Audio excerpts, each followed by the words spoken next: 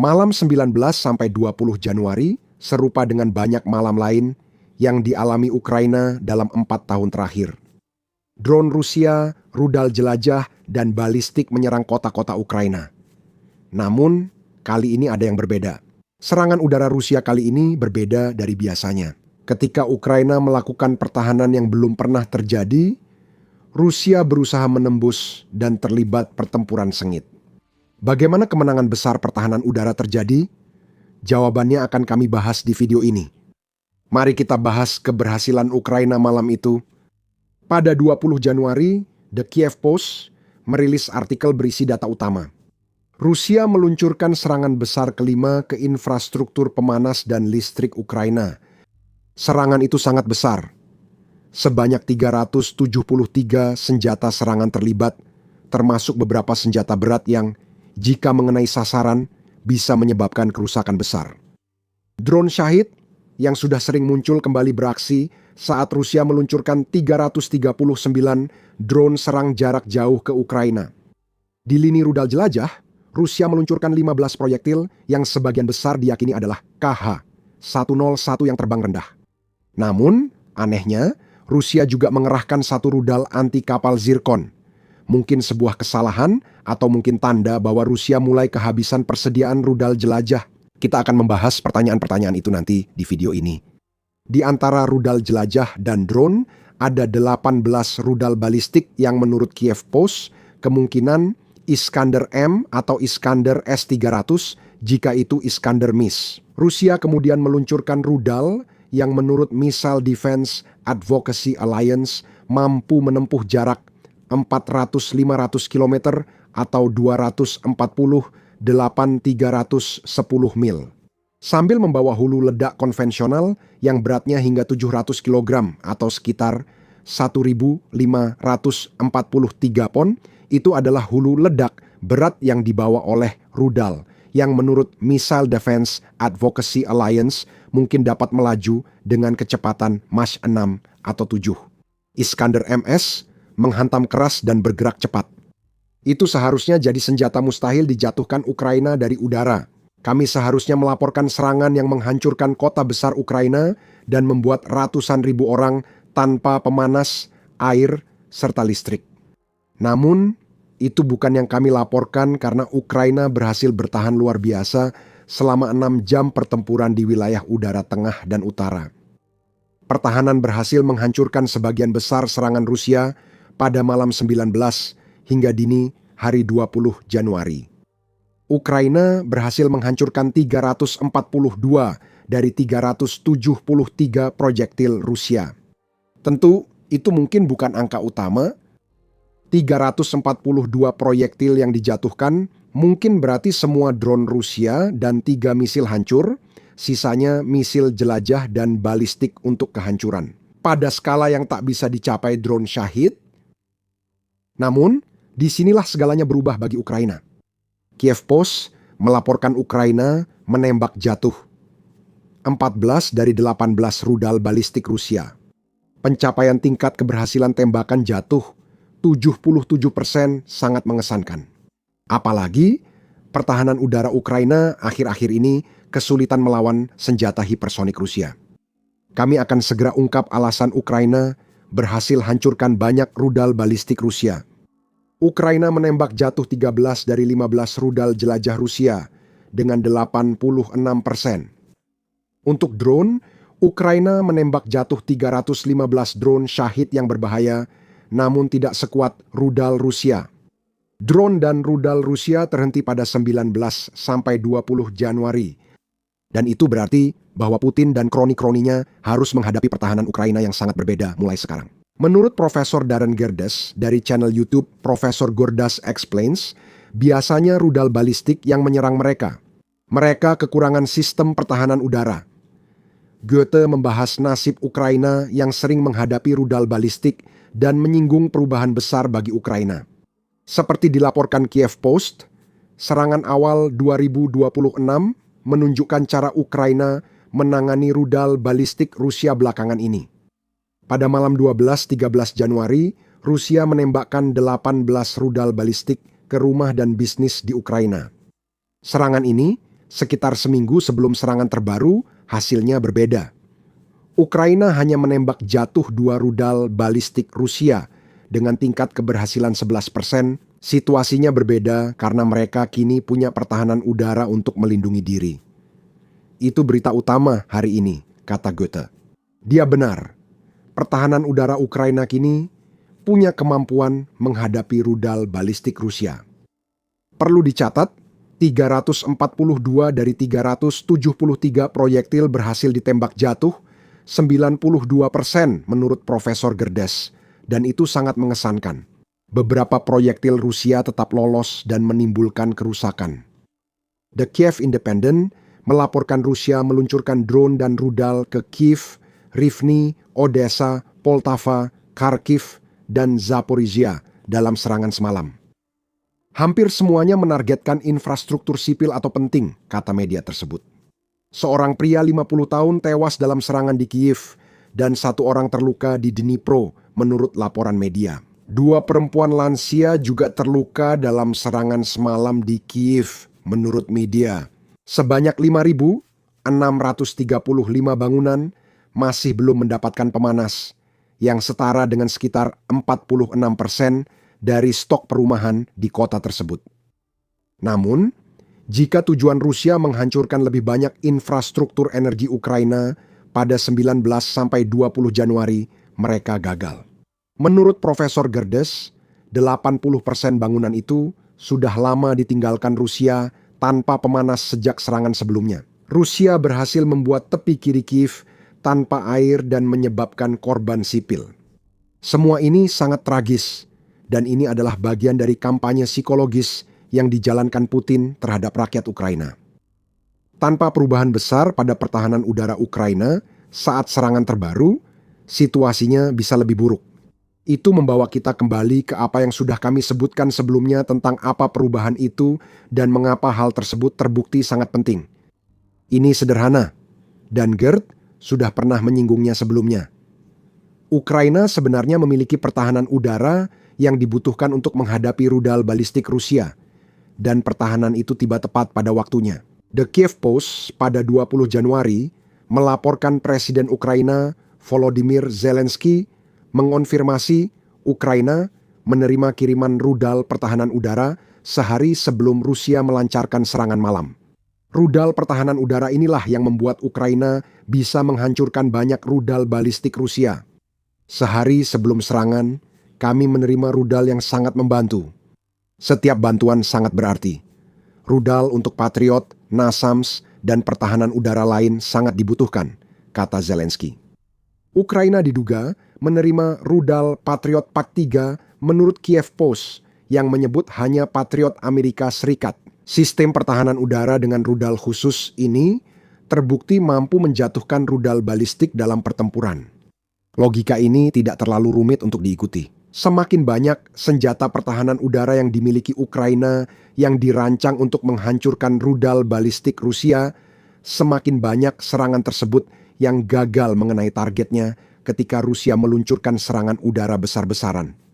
Jika diperlukan, Zelensky sering mengulangi sebuah statistik untuk mendukung poin yang dia sampaikan. Kebutuhan Ukraina akan pertahanan udara barat terbukti dari peningkatan besar intersepsi rudal balistik Rusia antara serangan 19 sampai 20 Januari dan sebelumnya.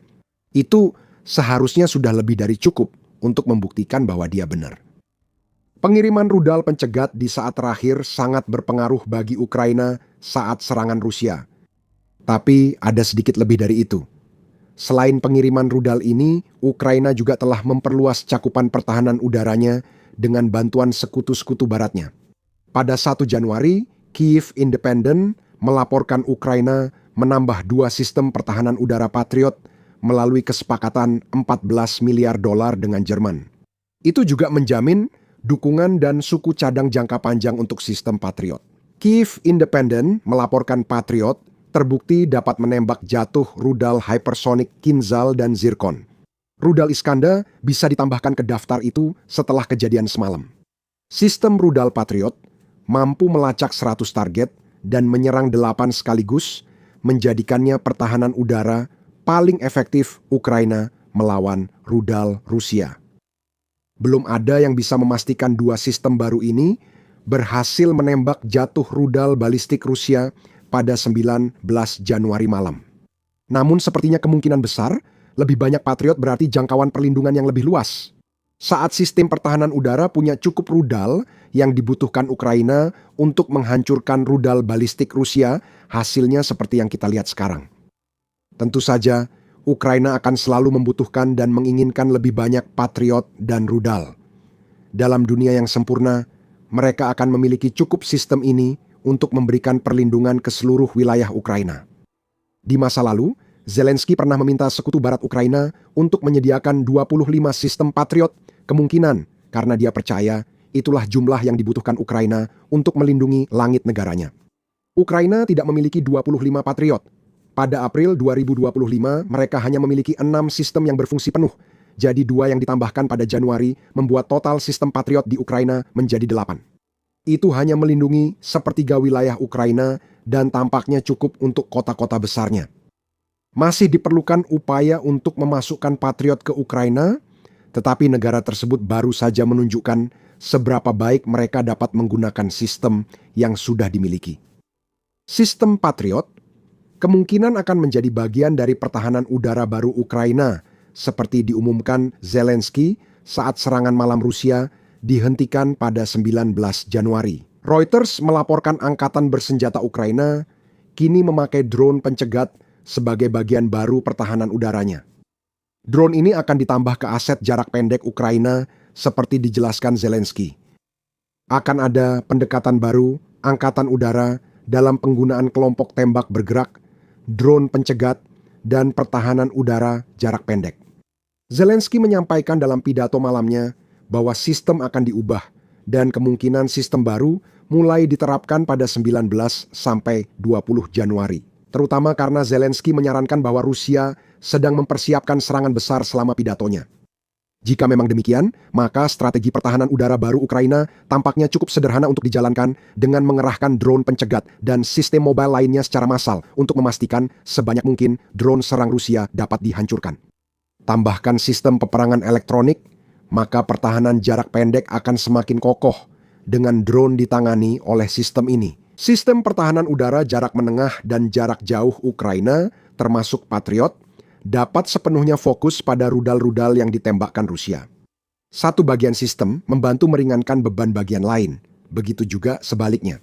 Untuk menciptakan lapisan pertahanan yang lebih efisien, yang dapat menghancurkan sebagian besar serangan yang diluncurkan Rusia ke Ukraina, dan pertahanan-pertahanan itu akan sangat dibutuhkan.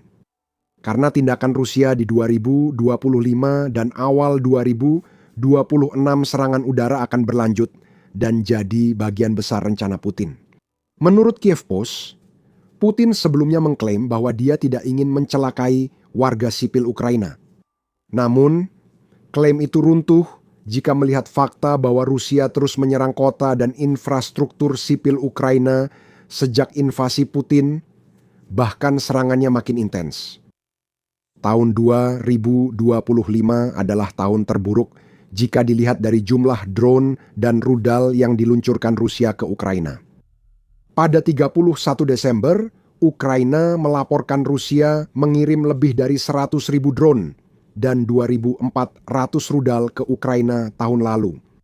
Itu di luar sekitar 60.000 bom berpemandu. Kiev Post kurang lebih setuju dengan angka-angka ini. Mereka membedakan drone serang Rusia dan drone umpan, memperkirakan sekitar 50.000-55.000 drone serang diluncurkan ke Ukraina. Media itu menyebut Rusia menembakkan 1.500 rudal jelajah dan 500-800 rudal balistik. Intinya, skala serangan sama penting dengan jenis senjatanya. Menjelang akhir 2025, Rusia menghadapi salah satu bulan terpadat dalam peluncuran drone dan rudal, menurut situs saran perjalanan pemerintah Inggris untuk Ukraina. Disebutkan bahwa periode antara September hingga Desember 2025 Rusia meluncurkan rata-rata 5.200 rudal dan drone setiap bulannya. Jumlah ini naik signifikan dari 3.900 pada Februari 2025 25 dan lebih dari 5 kali lipat dibanding 1.000 proyektil Rusia ke Ukraina pada Agustus 2024. Serangan besar ini menunjukkan Ukraina harus perkuat pertahanan udaranya. Peningkatan kini terjadi lewat strategi jarak pendek baru dan kedatangan rudal yang dibutuhkan.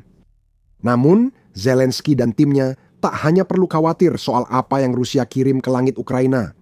Yang perlu dikhawatirkan adalah apa yang menjadi target dari semua rudal dan drone ini. Infrastruktur energi Ukraina jadi target utama Rusia selama musim dingin 2025-2026. Pada 16 Januari, Al Jazeera melaporkan Menteri Energi Ukraina, Denis Shmyhal, menyatakan semua pembangkit listrik di Ukraina telah diserang musuh. Shmyhal menyebut beberapa persiapan musim dingin. Ukraina gagal dan Kementerian Energi memperkirakan cadangan bahan bakar hanya cukup untuk 20 hari. Perserikatan Bangsa-Bangsa lewat Wakil Sekjen Urusan Politik dan Pembangunan Perdamaian, Rosemary DiCarlo, menyatakan ada kelompok masyarakat tertentu yang jadi target Putin lewat serangan ke infrastruktur energi Ukraina. Serangan-serangan ini paling berdampak pada lansia, anak-anak, dan orang dengan mobilitas terbatas. DiCarlo, tetap bersama kami akan kembali ke poin itu segera. Profesor Gerdis menambahkan bahwa banyak orang di Rusia yang menyerukan agar serangan Rusia yang sudah mengerikan itu diperparah lagi. Gerdes menyebut saluran telegram militer Rusia kini menyerukan serangan udara ke pembangkit listrik nuklir Ukraina. Pendekatan ini sangat mengerikan dan sebaiknya jadi pilihan terakhir jika Rusia ingin mengklaim sebagian wilayah Ukraina setelah perang. Gerdes menyatakan beberapa saluran telegram menyebut serangan saat ini sebagai setengah-setengah. Mengapa serangan itu dianggap setengah-setengah? Tanya Gerdes, lalu menjawab sendiri. Ukraina tidak akan sepenuhnya kehilangan energi karena ada pembangkit listrik tenaga nuklir. Pendekatan seperti itu bisa memicu bencana nuklir.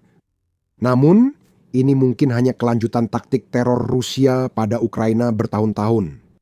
Beberapa saat yang lalu, kami menyebutkan bahwa kami akan kembali membahas komentar DiCarlo tentang Rusia yang menargetkan orang lanjut usia, bersama dengan anak-anak dan orang-orang dengan mobilitas terbatas.